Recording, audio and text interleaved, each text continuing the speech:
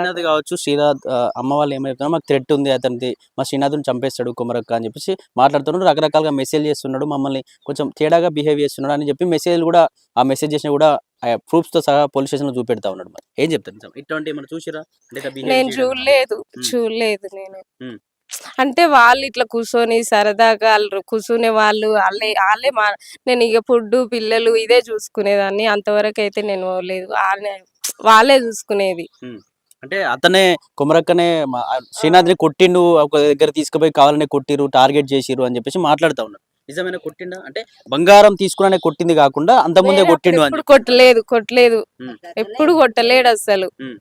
బానే ఉంటుండే అప్పటి మంచిగానే నుంచైనా. ఉంటుండే. ఉమ్, మరి కొడితే మళ్ళీ ఎందుకు వచ్చిండు? ఉమ్, ఒకసారి రాకుండా అయ్యిండు, మళ్ళీ వచ్చిండు అంటే ఉమ్, ఎందుకు పిలిచినావని కూడా అడిగితే ఉమ్. ఇట్లా కాలు మొక్కుతుండు, అది ఇది అందరూ రమ్మంటురు కదా పిలుచుకుందాం పటు అని ఇట్లా చెప్పిండు అంతే. ఉమ్.